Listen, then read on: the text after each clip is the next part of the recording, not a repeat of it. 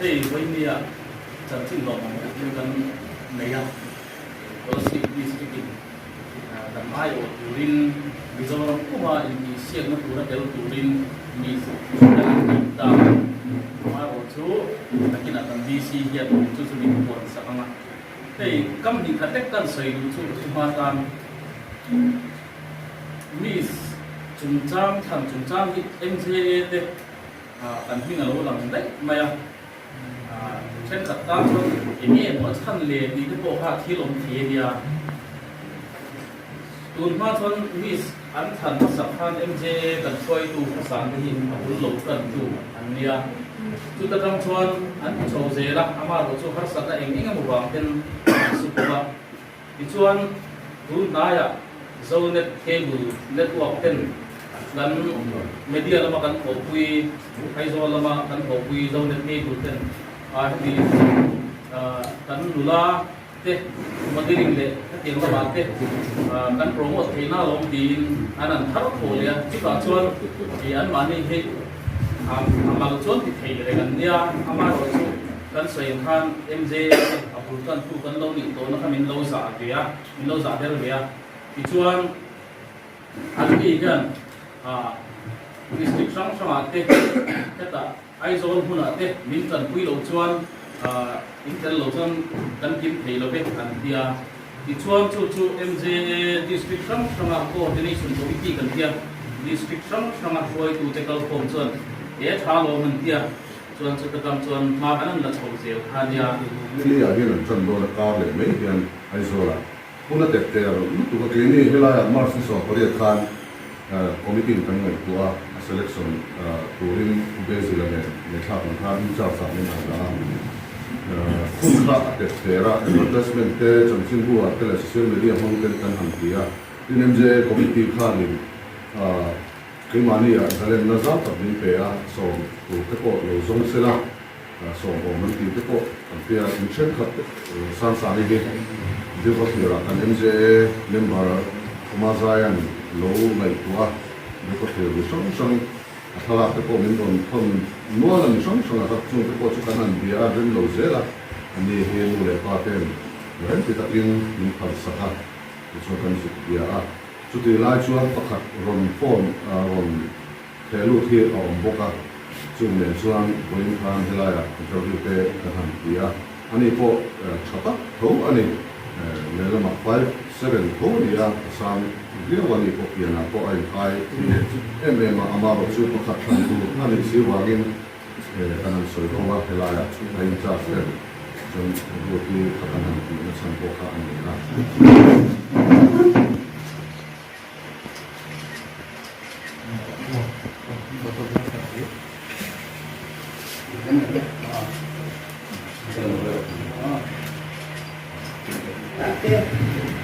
Ani stress ne te kan han huwa pian te nala mail ko acha i Kolasib district ni sa ni MJ nan han sawi umi snipi sa fresh water yan kan long pui che ni ti kha kan soi dua Kawn ku takhi kumpira che Lalhmingsangi district bis le district local tu MJA members te MHEP te le kan VIP ro te le vedia program toi te chim tu tam lo ma se pui mo tak le tu tak mang pura kal khom som te ti bai chu tak kan mo bu chawa hey kan chin bula ma te le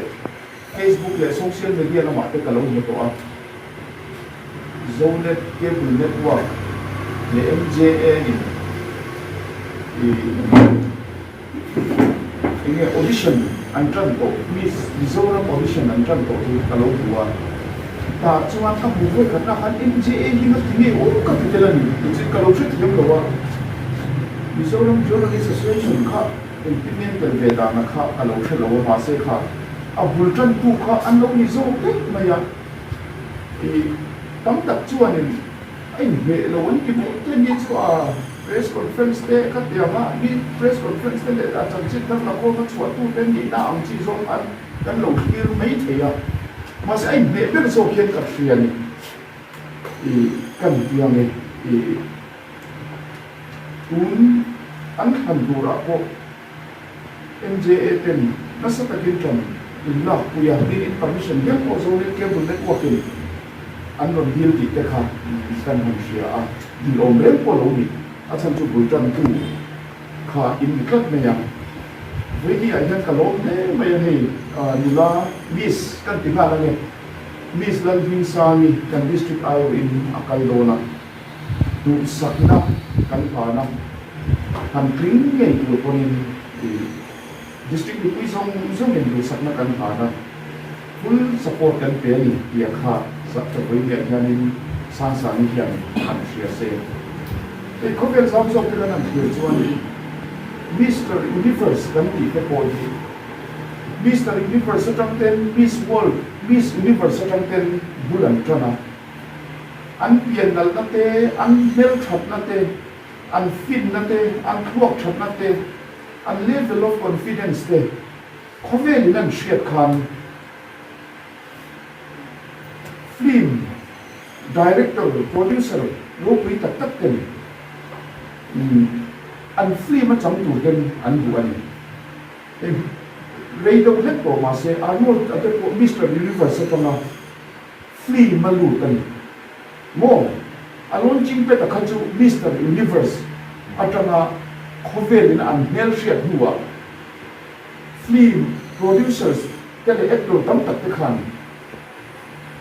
i Hollywood industry a khanin an shoi lu tan chu tiam chuan man lai do i Hollywood star kan nei Elizabeth Taylor kan ti te tu lai do net ma se tu lai ni to lo Sharon Stone kan ti am te ko hi model lan ni oh film an lut na ut lo an modeling atang khan an i khovel ma ani po chua ka khata tang khan i film an lu ta i khovel i kan her shia tan India ko han ani la hi Priyanka Chopra kan ti te po Miss ani Aishwarya Rai te po Miss ani China ni chu wang chuan ni china kuma ha kana soi zo du le pathen khat chu pathen khat hian in enge ni a he do zo ma ngai na obi ni an ti plong to pani ka ti ve en tu nan fan vel thatak Miss ni klak ni tai la fan lu ko ka phalam a chana chu enge ni Miss contestants kan vani te Mr. Universe contestants apo Miss Mizoram Mr. Mizoram contestants kan vani na kha apui na hi ka shilo re nam chung rei lo te a kan nun a hi a diverse turan mo nun tam kan nei turan chu tiam tu chon pathian in sing te hi min siam ani kan tiam e thil kan ti theina na society atan state tan kan contribution hi kan pe am chu Miss Mizoram kan ti te Mr. Mizoram kan ti te po kha nun tam nei man nun tam va ti khan pa he he zo ka ti na ni kha ne mi pui mi hi kan dang lam vek ka tui zong tui hi an ni vek don lo in tui zong tui hi an ni vek don lo disi chen kha chu chap char ku ta gitar perin mi pui ma an zai khel lo bang cái chút gitar perin ka zai kat khamia wang khan kat na kha among tha chuang lo ve ren in tha thian an ka sei tu ma chu e ahun le ahun hi oma chap chap put ni te chu nula tlang fa din ti ni ni ya so ba hun ba mai kan hanga so nu te chu in ti him da hun ani khat tiang khanin Miss kan ti te po hi platform thatak tu te nge ni Mizoram a hian district hianin nula mel tra nula pian nal complexion tra huak tra kan nei te hi dang hian shave ro se keni pon district dang Miss an quality kan shave bokang Miss in khan na khom lo ta se eng ti nge kan in shiat po ang mo district in shiat po na chu kan Miss te tangin sang min hi nakin an audition ten an ti tak tak na chon sang ti don lo Kolasib mi santi zel dong mo Kolasib district khan an lam masapu judge tele compare to post to te khan Kolasib district mis Lalhmingsangi mo Kolasib district akha chu kyang ko kin na thiala ni mo lung le ya mo kha an lam dan tu ran kat me chu wang chuan in hei hian mishinga ko I Mizoram contestants ni te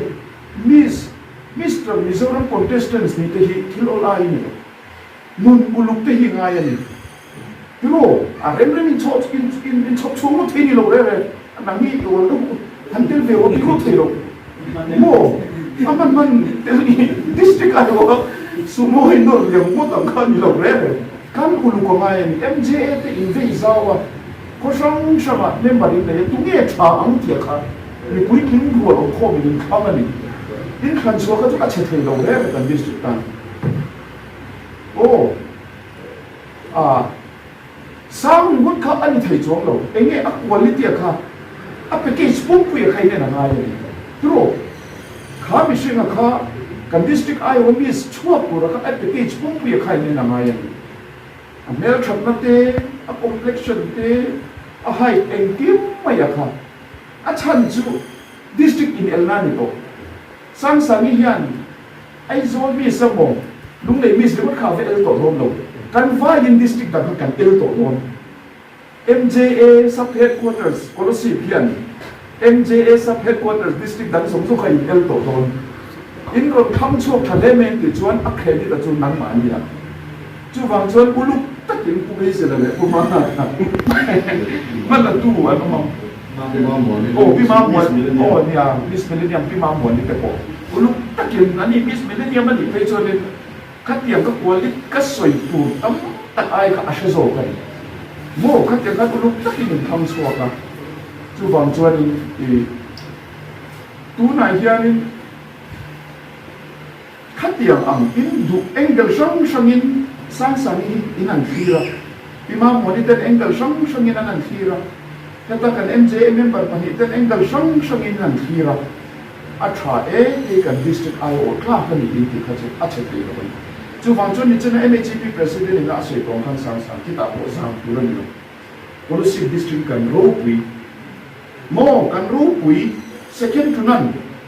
mo koi district ai ma hen kan full mi lo ya kan ma confidence le ingai to na khan het se question ang zo cha kon judge te le ngam dang kon confidence nei takin I chama ma I thiam lo chu ka thiam lo ti mai lo ma se I thiam ma chu confidence nei takin I chang tu ran oh za angai lo sa na tu ka om chong lo nang ma in prepare chabok la homework ti thala enge miss contestants I haven't so tritlang we can end let la pima mo kan sai pura a brief thei chang mang che in prepare thatchuan miss Mizoram la lu mi kan sang ngai ang kan district itran angai kan chan angai ke ni pon support tha kan support tha je li kha poi ya yan kan sai tu chu wang chuan mi sin ni chuan hei Miss Universe Miss World hi